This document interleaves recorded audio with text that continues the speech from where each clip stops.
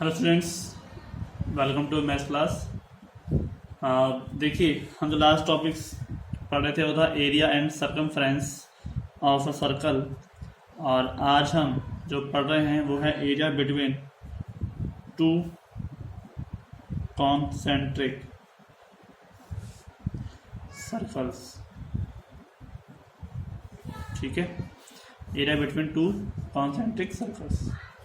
तो अब हमारे पास एरिया ऑफ देखो, कॉन्सेंट्रिक सर्कल क्या होता है, नाम से पता चल रहा है सेंटर। सेंटर मैंने आपको बताया था एक ऐसा पॉइंट जिससे चारों तरफ की जो लेंथ है वो बराबर होती है। जैसे मान लो एक सर्कल है ये, और इस सर्कल का ये सेंटर है, क्योंकि सेंटर से सभी तरफ की जो डिस्टेंस है वो सेम होगी। हमने इसके ऊपर एक सर्कल और बना दिया, ठीक है, जिससे चलिए हम कह रहे हैं कि इसका भी जो सेंटर है ना वो सेम है। ठीक है, इसका भी सेंटर सेम है, जितना सेंटर इसका है उतना ही सेंटर बाहर वाले का है। ठीक है, दोनों का सेंटर कैसा है, सेम। तो आपके पास अगर दो सेंटर दोनों सर्कल हैं और उसका सेंटर सेम है तो लेकिन रेडियस अलग होगी। तो मान लेते हैं कि इसकी रेडियस कितनी है R1, और बाहर वाले की यानी कि दूसरे बड़े वाले की रेडियस कितनी है R2। ठीक है, दो सर्कल हैं, एक की रेडियस है R1, एक की रेडियस है R2। ठीक है, अब आपको देखने पर पता चल रहा है कि यहाँ पर जो R2 है, R2 जो रेडियस है वो बड़ी है किससे, R1 से। ठीक है, रेडियस मैं लिख देता हूँ यहाँ पे डेफिनेशन कॉन्सेंट्रिक सर्कल की। ठीक है, जिससे आपको याद भी रहे। सर्कल, देखिए, circles having the same center but with different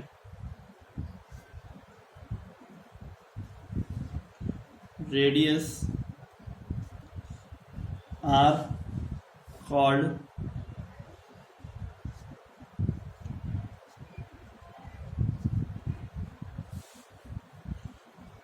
circles।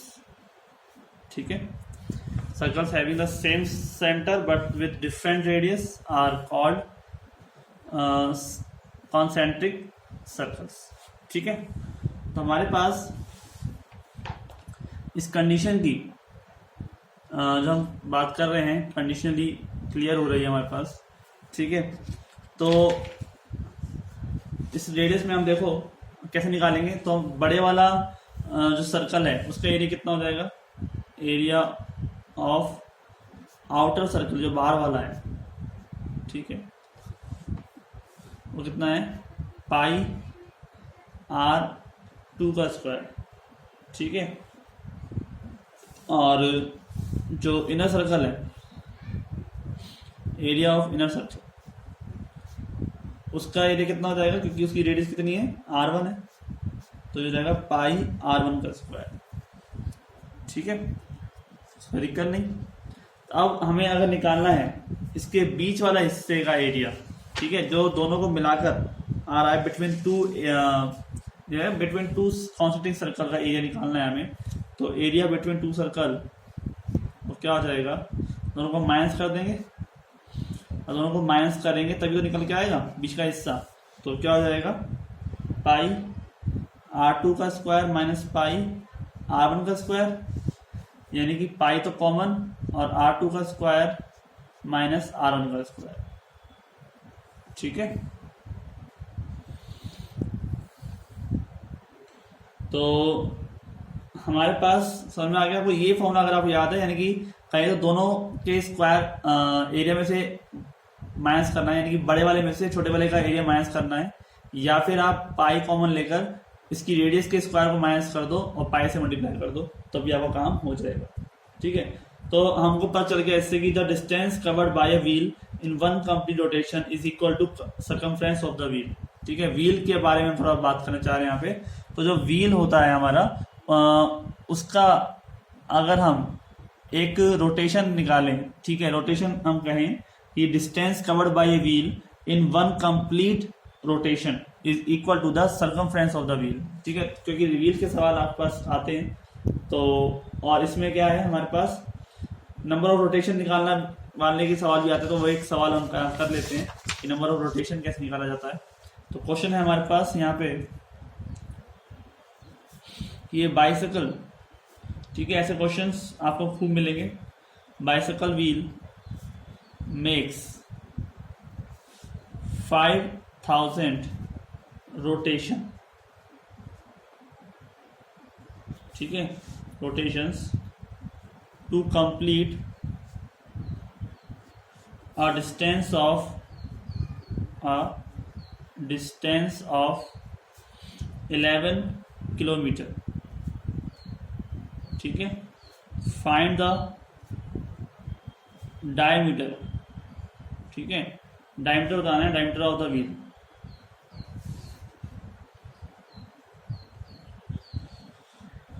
तो हम कह रहे हैं कि एक जो व्हील होता है ना, वो एक बार जितना पूरा राउंड लगा लेता है, यानी यहाँ से ये चला, ये वाला हिस्सा ऊपर था, ये घूमकर ऐसे ये घूमकर वापस से ऊपर आ गया, मतलब ठीक है, टोटली वापस से घूमकर ऊपर आ गया, यानी एक सर्कल पूरा लग गया।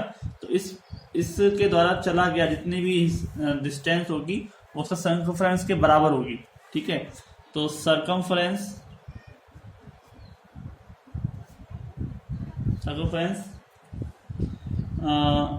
Of a wheel equal to a rotation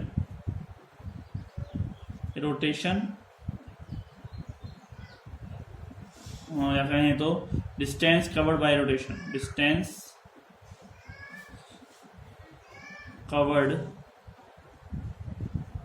A rotation, covered by rotation, ठीक है। तो circumference of a wheel equal to distance covered by rotation. तो हमारे पास सर्कमफ्रेंस क्या होता है 2πr, ठीक है, ये होता है हमारे पास 2πr। तो हम यहाँ पर जो डिस्टेंस कितने कवर कर रहा है वो 11 किलोमीटर, और एक रोटेशन कितना है 5000, ठीक है। तो नंबर ऑफ मल्टीप्लाई करते कि एक रोटेशन है 5000 रोटेशन हो गए, मल्टीप्लाई n, ठीक है। डिस्टेंस कितना कवर किया उसने, तो distance covered in 1 rotation equal to total distance covered upon number of rotation, ठीक है। एक रोटेशन में उसने कितना डिस्टेंस कवर किया, निकालने के लिए हम क्या करेंगे, डिवाइड कर देते हैं। तो टोटल डिस्टेंस कितना किया 11 किलोमीटर, और अपॉन में 5000 उसने रोटेशन किए। तो यहाँ हो जाएगा हमारे पास 11,000 को मल्टीप्लाई कर दो 1000, ये तो हो गया आपका मीटर में, और ये हो गया फिर आपका सेंटीमीटर, ठीक है। ये हो जाएगा आपका 5000, तो ये जाएगा 1100 अपॉन 5 2 जा 10, 5 2 10 और 220 सेंटीमीटर, यानी कि रेडियस आपको निकल कर आई है, ठीक है। रेडियस ऑफ व्हील बराबर कितनी आई है 220 मीटर, ठीक है। अब यहाँ से आप क्या, रेडियस नहीं, यहाँ पे सर्कमफ्रेंस है, रेडियस ऑफ व्हील हम निकालेंगे, इसका सर्कमफ्रेंस के बराबर आते हैं क्या, सर्कमफ्रेंस ऑफ व्हील बराबर है distance covered by A rotation. तो ये सर्कमफ्रेंस है, ठीक है, सर्कमफ्रेंस, तो सर्कमफ्रेंस 220 सेंटीमीटर है, यानी वो किसके बराबर होता है 2πr बराबर 220, ठीक है। तो r बराबर 220 मल्टीप्लाई यहाँ पे 2 इंटू 22/7, ठीक है। पाई की वैल्यू क्या होती है 22/7। तो यहाँ पर r की वैल्यू निकालनी है, तो r बराबर क्या हो जाएगा 220 मल्टीप्लाई 7, इस 7 से मल्टीप्लाई कर दूंगा, और 2 इंटू 22 आ जाएगा नीचे, 2 मल्टीप्लाई 22 कहाँ आ जाएगा, नीचे आ जाएगा, ठीक है। तो यहाँ पर 22 का डिवाइड करते हैं, यहाँ से कितनी बार गया 10 टाइम्स, और ये गया 5 टाइम्स, तो 5 7 जा कितने हो गए 35, ठीक है। 5 7 कितने हो गए 35 सेंटीमीटर की रेडियस आ गई। उसने क्या पूछा था फाइंड द डायमीटर। डायमीटर का क्या करें, डबल कर दें, ठीक है। तो डायमीटर क्या होता है, डबल ऑफ रेडियस। तो diameter equal to 2 multiply radius, clear. तो 2 multiply 35 equal to 70 centimetre, clear. तो डायमीटर जो है वो डबल हो जाएगा इसका रेडियस का। तो इस तरह से सवाल हमारे पास हुआ। दोबारा समझ लेते हैं कि जो डिस्टेंस होता है ना covered in a one rotation, उसको निकालने के क्या करेंगे, बट इतना टोटल उसने कवर किया। तो एक मोटरसाइकिल है, एक गाड़ी चलती है, वो चलती है मान लो 50 चक्कर लगाती है। तो एक चक्कर लगाने में वो उसका एक सर्कमफ्रेंस पूरा होता है, ठीक है। तो कितने चक्कर लगाएगी वो, मतलब एक चक्कर में कितना दूरी तय करेगी, उसके लिए टोटल डिस्टेंस कवर किया है वो बटे में नंबर ऑफ रोटेशन, ठीक है।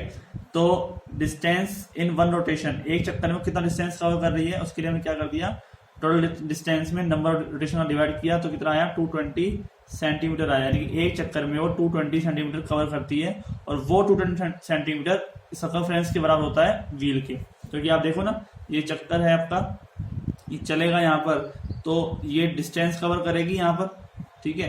डिस्टेंस कितना कवर किया एक चक्कर पूरा करने में, ये जो पहिया है घूम कर यहाँ तक आ जाएगा एक चक्कर लगाकर। तो ये चक्कर इसने पूरा किया है। ऐसे कितनी बार घूमकर वो डिस्टेंस कवर करेगा। जैसे आपने एक रोड रोलर देखा होगा, रोड रोलर जब चलता है, सड़क बनती है, तब भी आप देखते हो कि वो पूरा चक्कर कवर करता है और रोड के ऊपर घूमता है, ठीक है। वो एक ही चक्कर पूरा करते करते पूरा लंबा किलोमीटर के, कितने किलोमीटर की रोड नाप लेता है वो, है ना। तो बस वही है कि सर्कमफ्रेंस ऑफ व्हील बराबर में total number of distance cover in one rotation. और हमने इससे आर का मान निकाला और आर का डबल किया तो कितना आ गया, डायमीटर आ गया, यानी कि 70 सेंटीमीटर आ गया, ठीक है स्टूडेंट्स।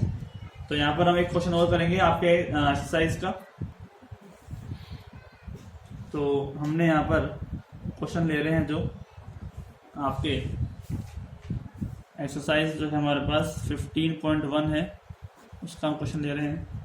क्वेश्चन नंबर हमारे पास फर्स्ट ही है, ठीक है।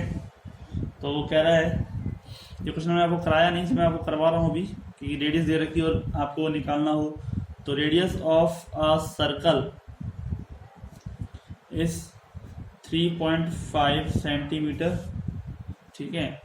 Then find its circumference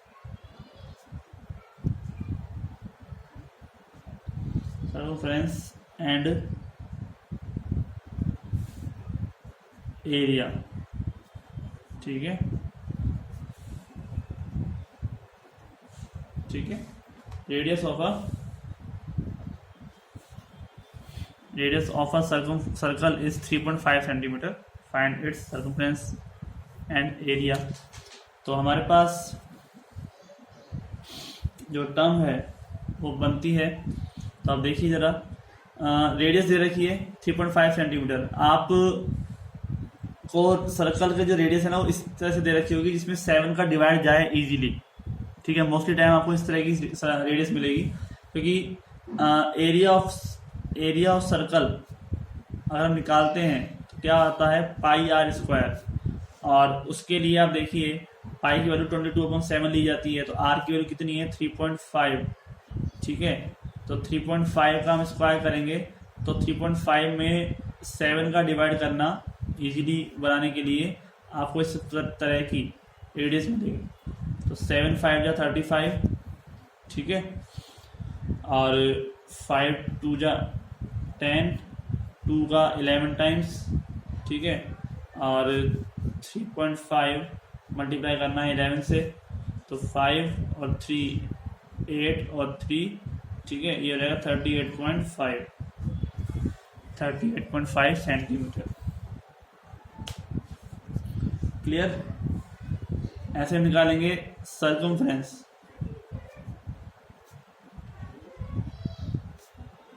of circle, यानी कि 2 पाई आर। सर्कमफ्रेंस हम निकाल रहे हैं, यानी कि 2 पाई आर होता है। देखो ध्यान से रखिए, 2 पाई आर सर्कमफ्रेंस, और एरिया ऑफ सर्कल कितना होता है, पाई आर स्क्वायर। तो 2 पाई r निकालेंगे, 2 इंटू 22/7 इंटू आर, आर की वैल्यू कितनी है 3.5, 3.5 में हटाया 5, 7 5 जा 35 और 2 5 जा 10, 5 से 5 कैंसिल और ये हो जाए आपका 22। ठीक है, सर्कमफ्रेंस ऑफ सर्कल कितना आ गया 22 सेंटीमीटर। तो आप ये ध्यान रखिए यहाँ पे जो 3.5 है या 49 है, ठीक है, 63 है, ऐसे 7 के जो मल्टीपल में जो आपके पास मिलेंगी वो ही मिलेगा आपको सर्कल की रेडियस।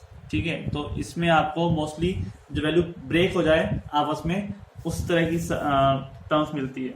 ठीक है, तो ये तो था आपको जिसमें सर्कल की रेडियस दे रखी है और सर्कमफ्रेंस एंड एरिया से पूछा गया है। अब किसी में आपको सर्कमफ्रेंस और एरिया आपको दिया जाएगा और रेडियस आपसे पूछी जाएगी। ठीक है, तो इस तरह के सवाल भी आपको करने होंगे। राइट, तो हमारे पास इस तरह जो क्वेश्चन है वो क्वेश्चन नंबर 2 है हमारा, आप देख सकते हैं। तो दे रखा है कि सर्कमफ्रेंस ऑफ सर्कल